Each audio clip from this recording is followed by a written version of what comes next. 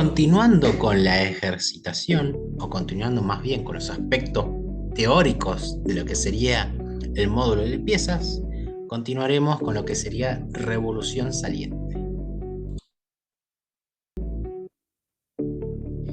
Revolución saliente.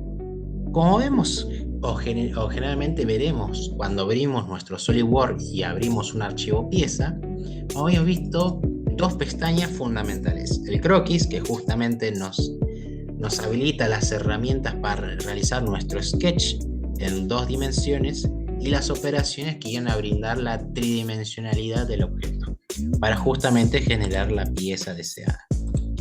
Como vemos ahí en pantalla, generalmente tenemos la opción de extruir saliente base y al lado tenemos la función que vamos a ver ahora, que es revolución de saliente base.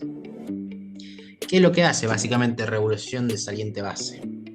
Va a adoptar, una vez definido el croquis que yo desee aplicar dicha operación con las medidas y el posicionamiento adecuado, va a disponer que este croquis se replique en el espacio en lo que sería una medida distanciada, o mejor dicho, este croquis se va a ir poco a poco replicando en el espacio alrededor de un eje que yo le defina.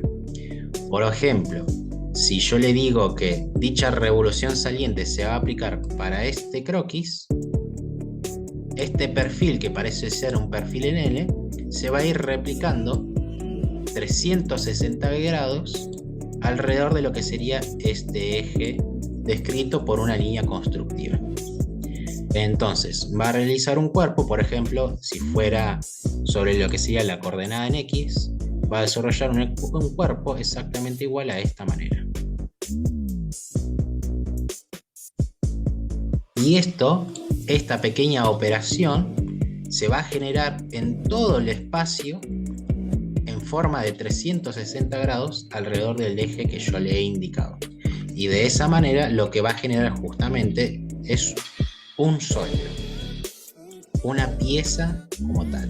Cuando nos vamos a la sección de revolución saliente base, justamente nos va a indicar dos cosas. Primero, que tal vez si no lo encuentra o no lo puede definir SolidWorks, que especifique el contorno de croquis, que sería este contorno, donde se va a replicar la revolución saliente base.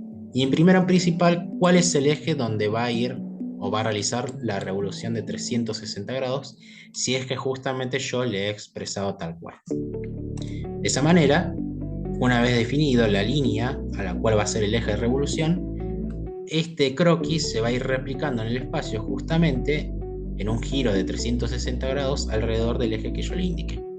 Y de esa manera me va a quedar un cuerpo cilíndrico en este caso. Un cuerpo cilíndrico de mayor diámetro, de cierto espesor, y otro cuerpo cilíndrico de menor diámetro, pero de mayor altura, por decirlo de esta manera. Y el croquis va a estar en conjunto o dentro de lo que sería mi nueva operación descrita ahora como revolución 1. Ahora vamos a ver un pequeño aspecto que es la brida. La brida es un elemento que une dos componentes de un sistema de tubería, justamente. Colocaré una tubería, otra tubería, y lo que la adjuntaré será esta medida de bridas, que estarán justamente en contacto una con la otra, y luego dispondré de los tornillos y de las tuercas correspondientes para generar la unión bridada. Esta ventaja que tienen las bridas es que dentro de todo permite ser desmontado sin operaciones destructivas. Justamente estas bridas son de un cierto tamaño normalizado, de un cierto diámetro, de cierto espesor, de una cierta medida de diámetro de circunferencias para las perforaciones correspondientes, y dichas perforaciones van a tener un cierto tamaño de diámetro nominal correspondiente o para que justamente se coloque el respectivo tornillo, tuerca y demás. Por ejemplo, nos vamos a centrar en la brida deslizante o slip-on, donde justamente el tubo penetra en el cubo de la misma sin llegar a lo que sería al plano de cara de contacto. Si nos fijamos acá, tenemos el tubo que en sí, la limitante o la cara limitante de dicho tubo se encuentra en esta zona. No se encuentra coincidente con la cara de contacto de la brida, o que va a estar en contacto justamente con la brida, con la otra brida, por ejemplo. Al que se une por medio de cordones de soldadura interna y externamente. Justamente una vez que coloque la brida en la tubería, yo voy a disponer de ir soldando poco a poco esto y justamente que quede fijo al tubo. Vamos a emplear la opción de revolución saliente base para realizar el ejercicio número 9. Este ejercicio perfectamente es un ejercicio que lo vamos a realizar para el desarrollo de los evaporadores, como así podríamos emplearlo para lo que sería el desarrollo de las torres de destilación. Porque estas bridas nos van a servir para el conexionado de las tuberías. Siguiendo los pasos, tenemos en cuenta que, por ejemplo, esta brida slip-on de tamaño nominal de 5 pulgadas, por ejemplo, tiene estas medidas especificadas en milímetros. Dichas medidas, o no, definidas bajo una cierta nomenclatura, puedo observarlas que se encuentran descritas en lo que sería esta pequeña figura. Lo que voy a realizar seguramente es este pequeño cuerpo, por ejemplo, un eje descrito por una línea constructiva, y luego voy a realizar la revolución saliente base. Luego debo tener cuidado porque la revolución saliente base va a replicar exactamente el croquis como tal. Por lo tanto, si yo en dicho croquis le defino la perforación, lo que voy a tener una vez que haga la revolución saliente base va a ser lo que sería como una especie de arandela vacía, como un conjunto continuo de perforación, lo cual yo no deseo. Por lo tanto, voy a dibujar este croquis de manera completa, voy a hacer la revolución saliente base y luego, más tarde, voy a hacer una perforación y la voy a continuar con una matriz circular de operaciones. Y de esa manera habré terminado el ejercicio 9. Por lo pronto habremos visto una gran mayoría de las operaciones principales: extruir saliente base, extruir corte, matrices, revolución saliente base, incluso simetría. Esas operaciones que hemos descrito nos ayudarán específicamente, por ejemplo, a obtener este extremo inferior del cuerpo del evaporador. Como dije, este ejercicio incluso también puede ser análogo a lo que sería cómo desarrollar el cuerpo cilíndrico para la torre destiladora. Como vemos, dicho cuerpo tiene ciertas medidas: un diámetro interno de 1200 milímetros, tiene una altura entre la boca de salida y la parte superior de dicha pieza de 800 milímetros, el diámetro de lo que sería la brida de conexión es de 1250 con un espesor de 10 milímetros, y con esta vista de detalle D podemos observar que una medida de los radios, o la primera medida de los radios de este extremo toriesférico, es de un radio de 50 milímetros, mientras que el radio tangente al mismo es de 1200. Por otra parte, podemos observar ahí que esta medida de 5 milímetros es la medida del espesor de esta chapa. Por lo tanto, si el diámetro interno de este cuerpo cilíndrico es 1200 y el espesor es de 5 milímetros, si yo quiero saber la medida del diámetro externo, debo de sumar, o mejor dicho, debo tener en cuenta los 1200 milímetros del diámetro interno más 2 veces el espesor. Y de esa manera sabré que el diámetro externo es 1210 milímetros. Por otra parte, en esta vista, por ejemplo, nos brinda lo que sería el tamaño de dicha brida de conexión inferior. También podemos observar lo que sería cuál es el radio para las múltiples perforaciones de la brida.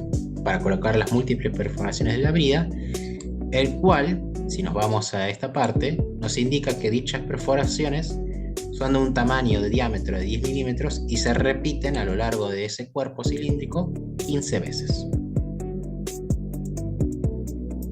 Considerando el ejercicio 10, podemos perfectamente hacer el ejercicio 11, que desarrolla el extremo superior del evaporador, el cual me fijaré cada una de las medidas de sus cotas, que nos brinda cada una de las vistas, y de esa manera obtener el cuerpo correspondiente.